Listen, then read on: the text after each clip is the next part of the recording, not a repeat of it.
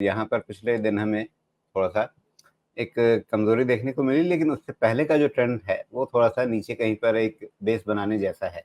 क्या वाक़ई बेस बन रहा है या अभी दिक्कत बाकी है? नहीं, बेस है, वो अच्छा बेस है, शॉर्ट कवरिंग के लिए बहुत अच्छा बेस है। आपको बेस के बाद एक बाय डिप्स करने के लिए 34,200 के ऊपर एक बार क्लोज़ हो जाए, तो आप इसको एक फ़ॉर्मिडेबल डबल बॉटम का बेस मान सकते हैं, जो कंसीडर कर सकते हैं आप 32669 पे। ये एक फ़ॉर्मिडेबल डबल बॉटम है, जिसको भी ट्रेड करना है, वो निफ्टी आईटी में उस सपोर्ट के साथ लॉन्ग ही ट्रेड करेगा, बाय डिप्स ही ट्रेड करेगा। ये पोजिशनल वाले हैं। लेकिन जो मोमेंटम वाले हैं, उनको तो 33,200 वाला ही सपोर्ट से ट्रेड करना चाहिए।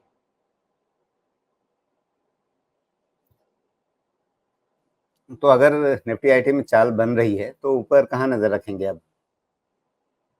ऊपर जो इसका अपसाइड आ सकता है, वो 34,500 पे तो 50 डीए में है, लेकिन इसकी अपसाइड पॉसिबल है 36,000 प्लस माइनस सम पॉइंट तक।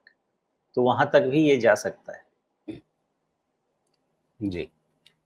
या कुछ ऐसा भी हो सकता है क्या कि ये थोड़ा-सा पहले जो अभी आपने डबल बॉटम देखा, वहाँ पर एक हो सकता है उसको बहुत ना तोड़े, लेकिन थोड़ा अभी एक टाइम गुज़ारे और उसके बाद फिर एक बढ़िया सी कटोरी बनाए?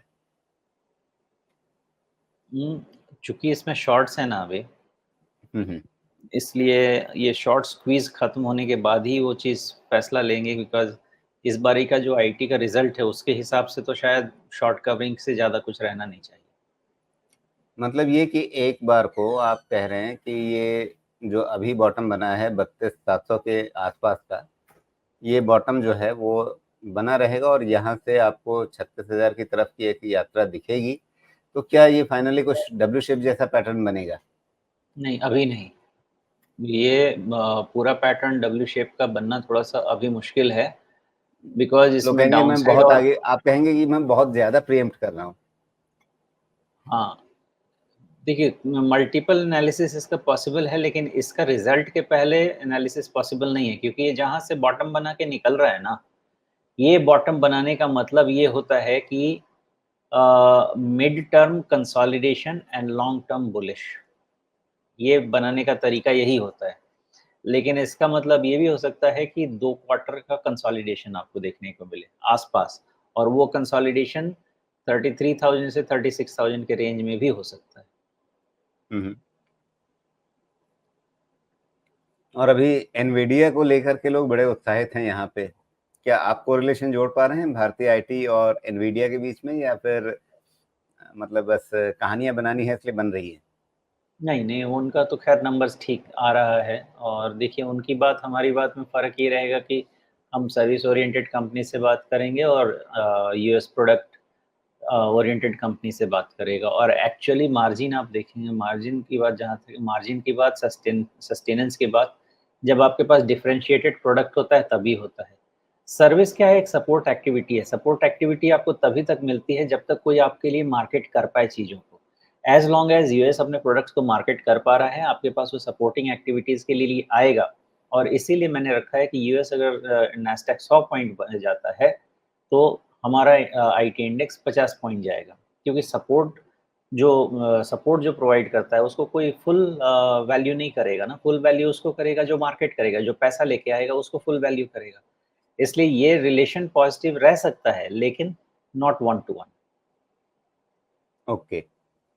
तो फिलहाल अभी आईटी में रणनीति क्या रहनी चाहिए? अगर 36,000 तक की गुंजाइश दिख रही है, अभी हम 34,000 से नीचे हैं, तो एक ट्रेडिंग बेट बनता है यहाँ पे?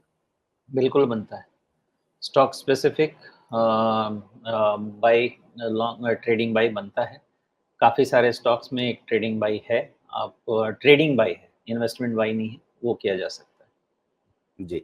अच्छा, आईटी को लेकर के इन्वेस्टमेंट ग्रेड में आप वापस इसको कब डालेंगे? उसकी प्री कंडीशंस क्या रहेंगी? दिसंबर क्वार्टर के बाद या उसके पहले चीज़ें समझ में आ जाए तो, नहीं तो दिसंबर क्वार्टर के बाद, क्योंकि इंटरेस्ट रेट कट होने के बाद ना बड़ा मुश्किल लगता है। एक तो आप कह सकते हैं कि इंटरेस्ट रेट कट होगा तो ठीक है, चलिए कि आपका ग्रोथ कैपिटल आसान हो जाएगा, कंपनीज़ खर्च करेंगी तो ज़्यादा फ़ायदा होगा, वो सब एक चीज़ है। मुझे इंटरेस्ट रेट कट से कम से कम 6 महीना बहुत डर लगता है, बिकॉज़ जो पुराने पाप है ना, वो धुलने में, पता चलने में आपको वैसे तो 1-2 महीने में हो जाता है, लेकिन फिर भी 6 महीना डर लगता है। उसके बाद सब चीज़ ठीक हो सकता है। तो एक बारी इंटरेस्ट रेट कट शुरू हो जाए, थोड़ा मार्केट और फ़ाइनेंशियल सेक्टर का बिहेवियर समझ लेते हैं और फिर आईटी को क्लीन चिट देंगे। जी। मतलब अभी 6 महीने से पहले मैं आपसे ये ना पूछूँ कि आईटी इन्वेस्टमेंट के लायक हो गया है या नहीं? अगर गिर जाए तो हो जाए। आपका भाव आ जाना चाहिए तब फिर हो जाएगा। जी, बिल्कुल।